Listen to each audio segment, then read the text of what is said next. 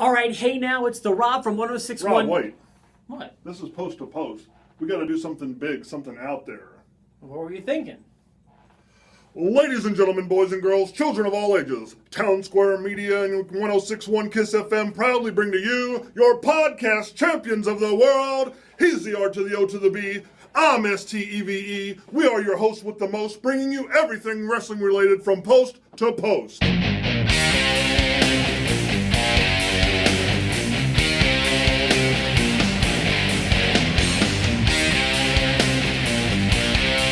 Hey now, it's the Rob from 1061 KISS FM here with my tag team partner in podcasting. Hey guys, it's me, Steve, local contributor to 1061 evansville.com. Look and fly, we are always showing we are the best looked, the best dressed podcast on the internet. Welcome to our review of last night's Battleground show.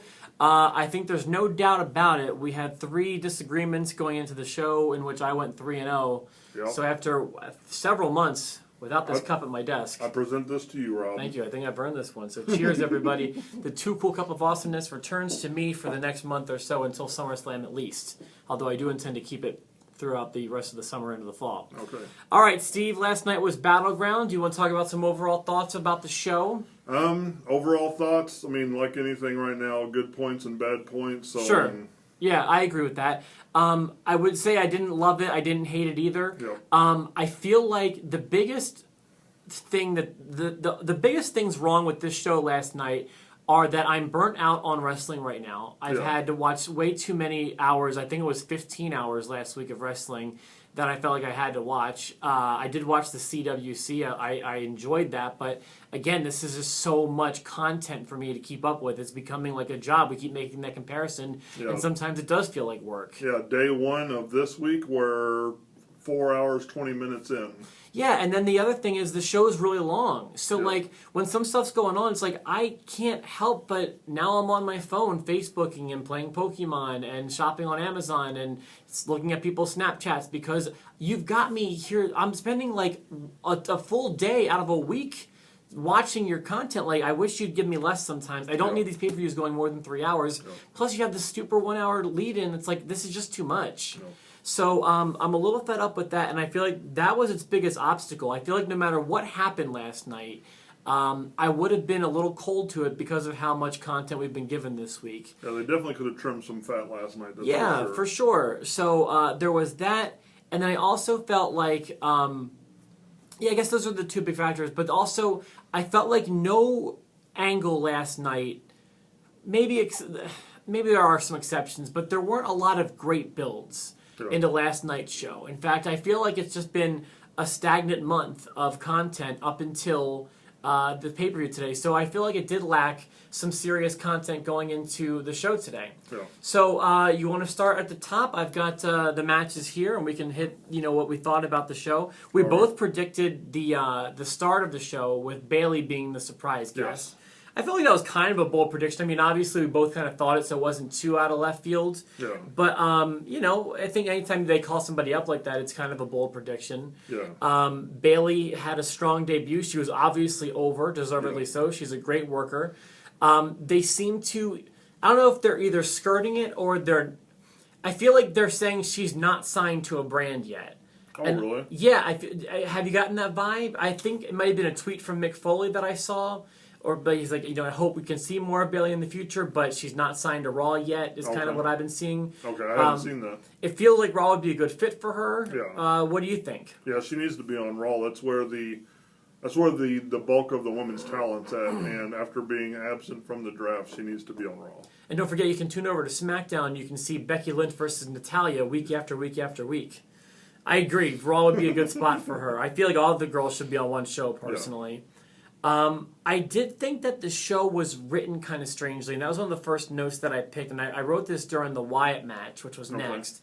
I felt like that surprise was a pretty big one with Bayley, and you could have saved that for later in the show. I would have certainly switched the position of the women's matches. Yeah, I think WWE does that to get that hard first pop out of the crowd to get them going for the night. Well, yeah, but when you got us committed for 5 hours in a night, you might want to pace them a little bit better. I didn't say it was right. I just said I guess that's probably what they're thinking. And then I also thought it was weird to start with a women's match in general. Yeah. And then also I thought that the New Day versus the Wyatt family was the only match that had some real heat in it. I would have saved that match for a little bit later, personally. Yeah. Especially when you have those secondary title matches, the U.S. and the IC title. Like, those would have been better ways to get things started, I felt like. Yeah.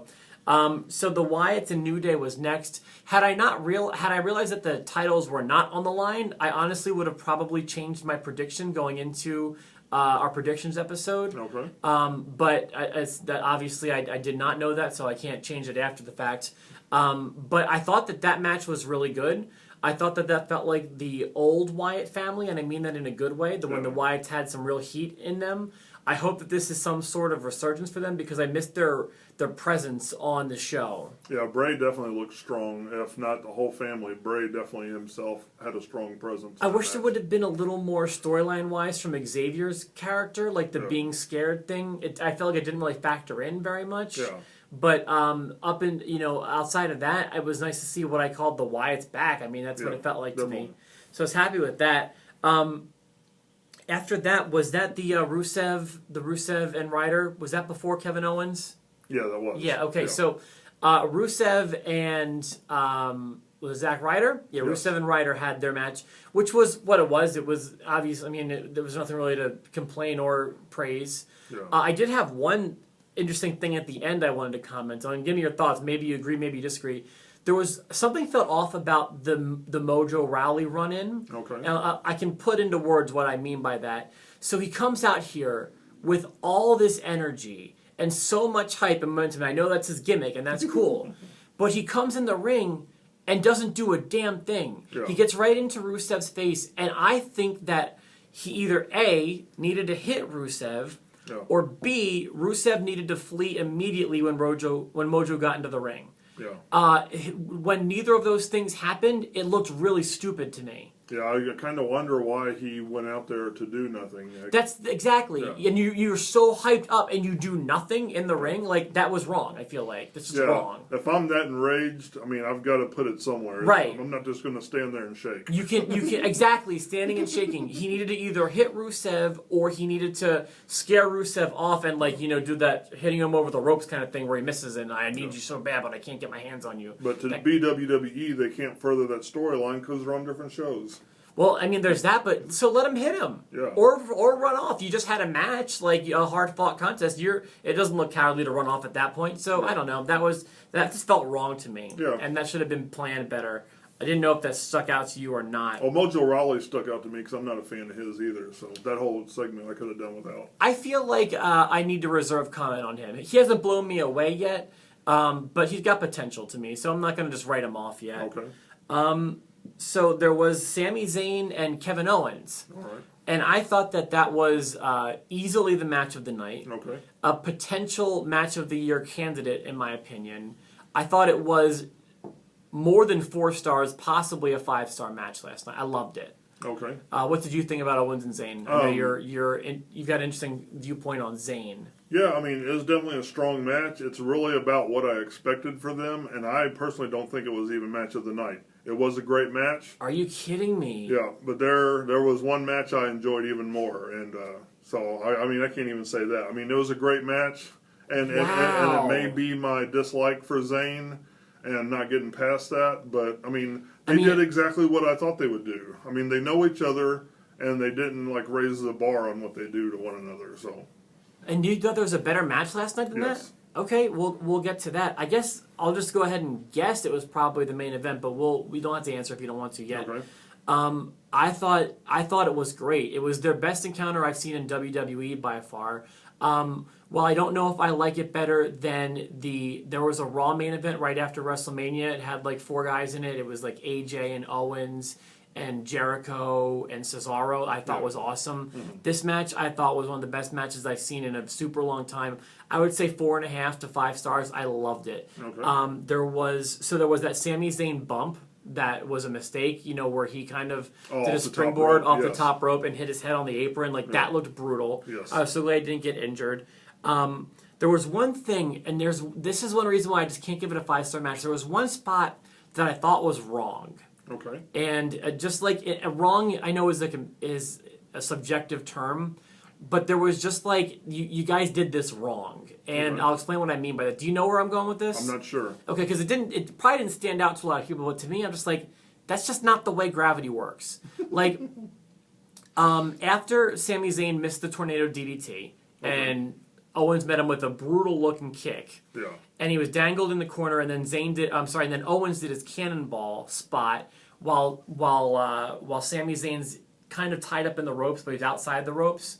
Oh, and he did the cannonball spot, and Sami Zayn fell inside the ring. Yes. Okay. I do. And Okay. in real life, if wrestling was real, there is absolutely no way he would have fallen in the ring.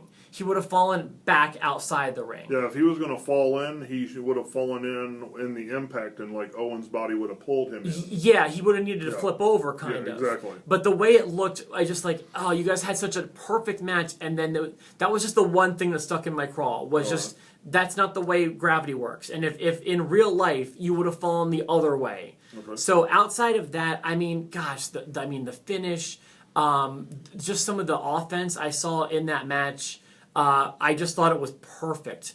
And that's what I wanted out of those guys. So to me, I did not get the same impression. We could not be on more different pages on that one. That was fantastic.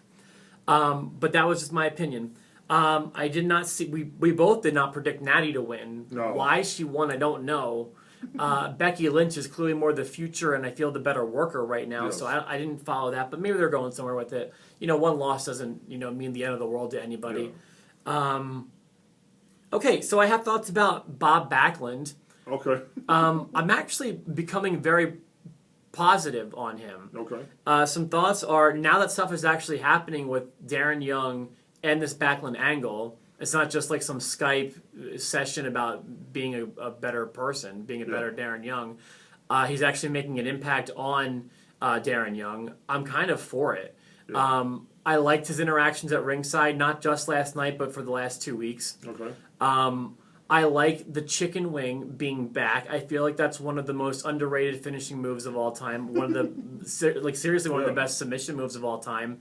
And while he didn't walk away with the title, he did walk away with the victory. And that's a step forward. Just being on the pay-per-view is a big step forward for Darren Young. So I actually feel like Bob Backlund is doing Darren Young some favors. Yeah. Your thoughts? I can't say that I'm for it yet, but I'm definitely interested to see where it's going to go. Okay. And they even kind of foreshadowed Darren Young maybe going crazy after the match. In a Bob Backlund-like way? Yeah, him staring at his hands, and that was very Bob Backlund, 1990s-esque. That's what I love. The chicken wing, I was so terrified of it as a young Mark who didn't know what he was seeing, and I was like, if he gets his hands on Bret Hart in 94, Bret's done. Yeah. And it wound up being that way. He beat Bret Hart for the title with that hold in Survivor Series in 94, and I think it's such a great hold. I love it. I felt like the crowd was, maybe it was the length of the show, but for that women's match, for this match with for the Intercontinental title, the crowd was very deflated, I feel like, from such a great match with Sami Zayn and Kevin Owens earlier, that they were dead for the next few matches. Their low points last night were definitely low compared to their high point. Because they took us to such huge heights, and then they just dropped the ball the next, The huge height being Owens and Zayn? Yeah. Okay, because it's nice to hear you acknowledge that it was a huge height. Oh, yeah, like I said, it was a great match. I don't know. I enjoyed another one. We'll get to it. I enjoyed another one a little more. During the commentary, it hit me that Raw is losing JBL and they're gaining Corey Graves, and I consider that a huge loss for Raw. I think JBL is a real highlight to the announced team. Oh, really? I think Corey Graves, while he's not terrible, is not very good, at least not yet. And I'd much rather see him on SmackDown, or I just like the chemistry that. You mean you'd rather not see him on SmackDown? Well, I'd rather see. That's probably a better way to word it, I suppose. I'll miss JBL on Raw, to be honest with you, and I don't see the huge asset to Corey Graves the way I guess WWE does. Your thoughts on him? I don't have. I enjoy him in the panels, but I haven't seen him do the full-fledged shows. I'd rather see Renee Young jump in there and get a women's aspect. I'm not sure I disagree with you there. I don't think Corey Graves is all that great. He's not the worst, but he's not great either, in my opinion. All right, check this out. So I'm going to make kind of a bold statement, but really like chew on it, digest it. Okay. I feel like Enzo Amore is approaching like greatest on the mic ever status. Okay. Approaching. I'm not saying he's the greatest, and I will say, for a guy who's not a main eventer, I cannot think of many guys better than him on the stick. Your thoughts? Just gonna throw that one out there. Yeah, I mean he's definitely the greatest now. So I mean, approaching is definitely. He's so early in his WWE career. But I mean, I'm saying let's compare him with like The Rock and Austin. So yeah, I mean, he is approaching that status where he can be. I mean, John Cena was bowing to him last night, and that says something in itself. And let's not forget other people in his position in the past. So like, okay, it's fair to compare him to Road Dogg. He runs circles around Road Dogg. Yeah. Or Godfather was, a mid-card guy. Runs circles around him. Yes. In his spot on the show and what he's been, what he's there to do, he is so overperforming what he should be. Yeah. And I do think he is far closer to a Rock-like promo than a Road Dogg-like promo. Oh, yeah, definitely. So I think that he's really going to, when his career is done, have an argument for being one of the best talkers, and is really making a career out of being because it's not his moveset that's doing it. Yeah. It's his talking and his charisma. And the crowd loves him. And then you put him with someone like Cass, who's got that attention and that ability, and you got a home run. They're doing great. Yeah, Kaz is the steak and Enzo's the sizzle. Yeah, the portion to tank. Yep. That's the Heart Foundation was. Yeah. So I enjoyed that. Let's see. I thought that I guess it's whether it is the long week of wrestling we had or the long night of wrestling that we had. I was not focused at all on the Orton thing. Wait! Before you get past the I thought the 6-man tag match was match of the night. Oh, really? Yeah, I thought we were going to talk more about the match. Okay, sure, go ahead. I was fading. I was getting exhausted, but go ahead. I mean, I can definitely see that. But I mean, the energy pre-match, just got me ready for it. And then the different moves, and everybody got equally involved, and I loved seeing it. And that's the one I was most entertained with. And I'm not saying it was a better wrestling match, but that was the one I was most entertained with, and I cared about it, and I stayed with the whole thing. And I loved it, and I thought that was match of the night. Okay, I don't agree with that. I mean, especially, I bet you most people won't. But I mean, let us know in the feedback, please. That Zayn and Owens match, I can't stop thinking about that match. I thought the 6-man tag just was what it was, personally. Mm-hmm. It wasn't bad. It was fine. I don't remember anything jumping out at me the way the Owens and Zayn stuff did. But yeah, you ready for the next two? Yep. Because the Orton thing, I thought, it was fine. He's back. That was kind of the point, was to bring him back. He had some edgy things to say. What about you? What'd you think? Yeah, that's some of the fat that could have been trimmed. I love seeing Randy Orton, out of nowhere. Yeah. I enjoyed the RKO spot, but that's something that could have happened on one of the shows. Yeah, you're right. We didn't need that last night. It feels, and I like when storylines progress on pay-per-views, but if those highlight reels and cutting-edge segments and stuff, those feel better. They feel more at home on the TV as opposed to the pay-per-views. Yeah. And then there was the main event. I thought it was fine, I guess. My one thought, I do not like when they cut to the locker rooms. I feel like that is so corny. Okay. When they're like, oh, look at the whole crowd, the whole locker room cheering them on, cheering for their show. Yeah, like they're all just don't care. They're all just sitting there and that is so corny to me. Yeah. Stop doing that. Yeah.